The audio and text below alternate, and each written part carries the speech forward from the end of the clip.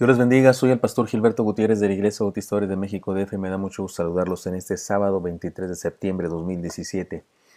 Estudiamos ahora el Salmo 128. Le llamaremos así a este devocional la bendición fundamental de la fe. En la Biblia dice, la bienaventuranza del que teme a Jehová, cántico gradual. El sabio Salomón, en su libro Eclesiastés, habla de la vanidad de la vida, de lo absurdo e injusta que resulta muchas veces la existencia. Habla de la vanidad del estudio, la vanidad de la riqueza, del placer, del poder.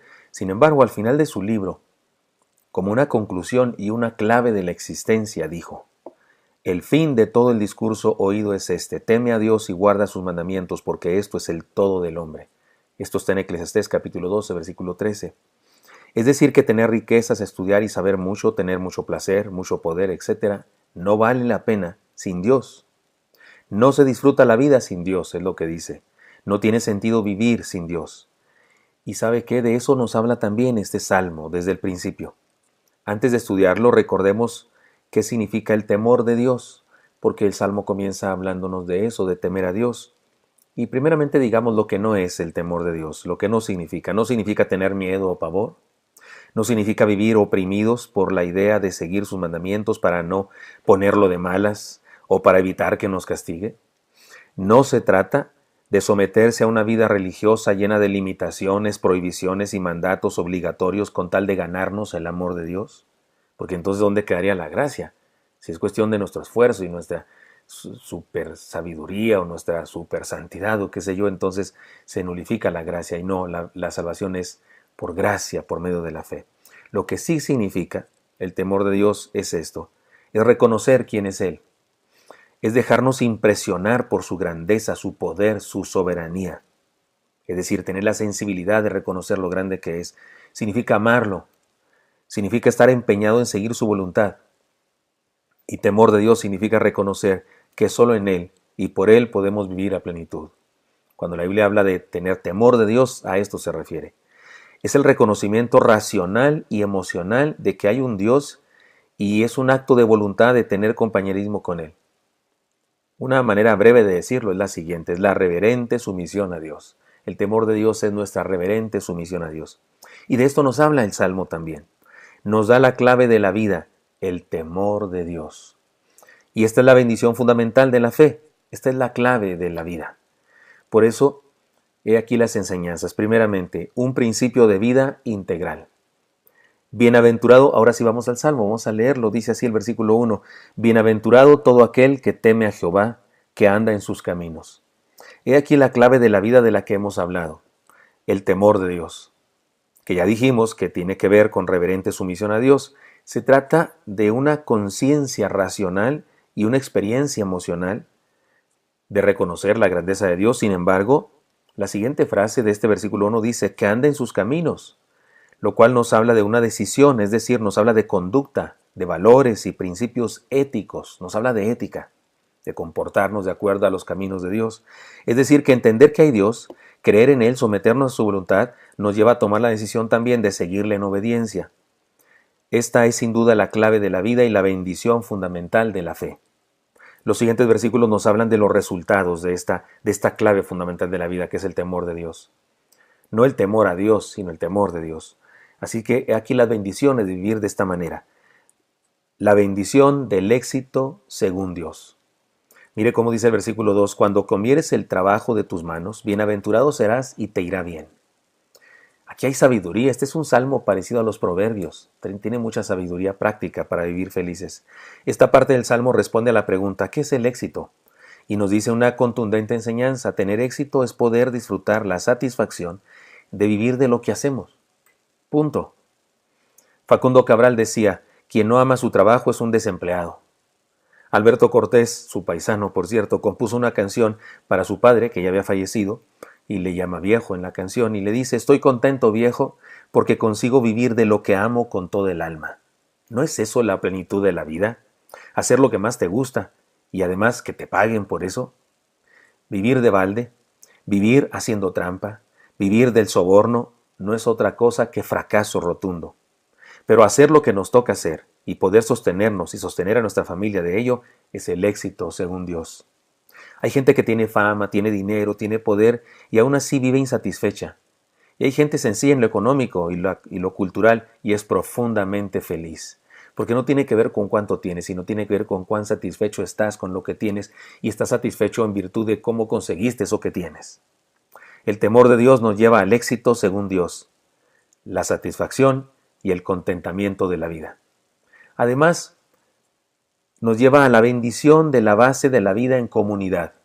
Mire cómo dice el versículo 3 y el versículo 4. Tu mujer será como vid que lleva fruto a los lados de tu casa, tus hijos como plantas de olivo alrededor de tu mesa. He aquí que así será bendecido el hombre que teme a Jehová. Si tenemos éxito en nuestra relación matrimonial y familiar, si no tenemos éxito en nuestra relación matrimonial y familiar, no tenemos éxito alguno. El Salmo habla de una prosperidad muy práctica que puede percibirse perfectamente. Podemos describirlo en tres cosas. Número 1, una esposa feliz y satisfecha. De repente en el mundo evangélico hay personas, o en el mundo religioso hay personas muy machistas, y algunos hasta misóginos, y utilizan una mala interpretación de algunos textos bíblicos en donde el apóstol Pablo dice a la mujer que debe estar sujeta, que debe ser obediente y cosas así, y para decir es que la esposa debe estar sujeta y callada y obedecer al marido y no sé qué. Y ciertamente sí, la Biblia dice que la mujer debe estar sujeta, pero también dice que debe estar feliz. También dice que debe tener plenitud de vida, porque el ladrón no viene sino para hurtar, matar y destruir, y el Señor Jesucristo vino para que tengamos vida en abundancia. Por eso cuando alguien viene así conmigo, con esas ínfulas de machista, yo le digo, mire, su filosofía, su concepto teológico, su doctrina, se comprueba en su casa. ¿Qué tan feliz es su mujer?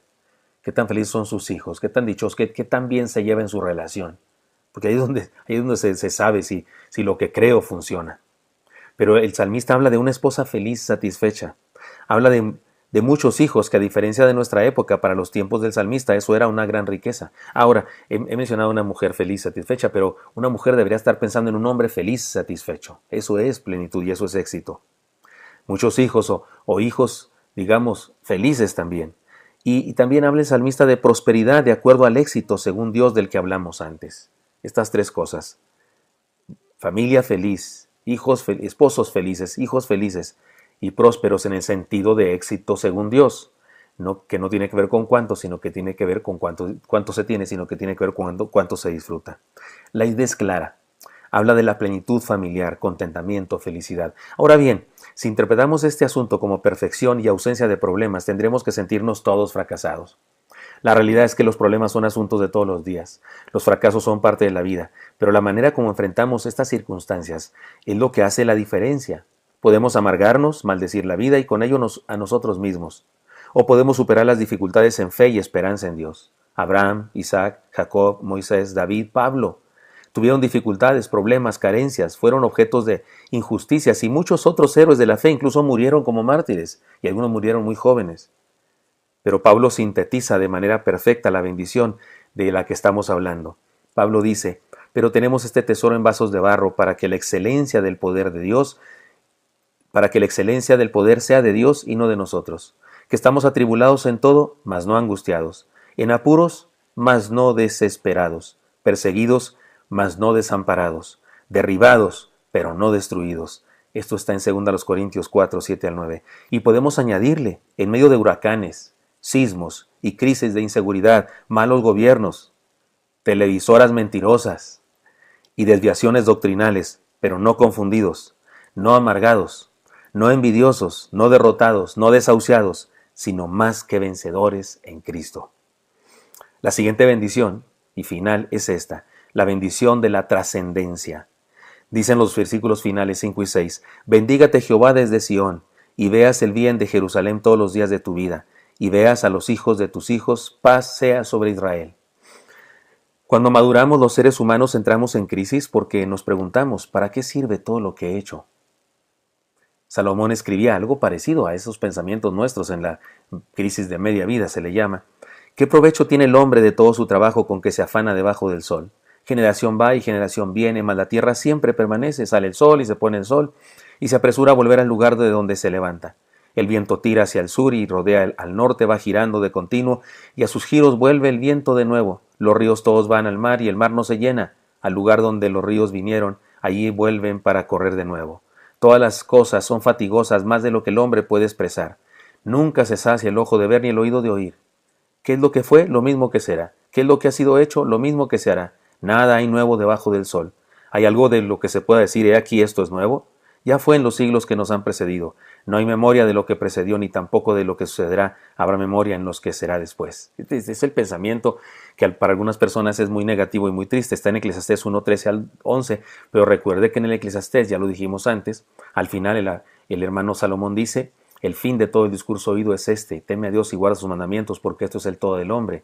Es decir, que todo eso que dice aquí Salomón lo está diciendo que ciertamente es tedioso cuando no tenemos a Dios, pero cuando tenemos a Dios entonces todo cobra sentido. Sin embargo, el Salmo nos dice también que el temor de Dios como principio de vida integral nos bendice con la bendición del éxito según Dios, que se expresa primeramente en la bendición de una experiencia familiar plena.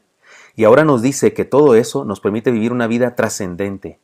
De hecho, las amenazas de la vida, como los sismos, nos aterran porque sentimos que no hemos acabado de vivir. Nos resistimos a morir porque sentimos que no hemos terminado de hacer todo lo que nos corresponde hacer. Y pensamos que corresponde o conviene que nos quedemos en la tierra unos cuantos años más.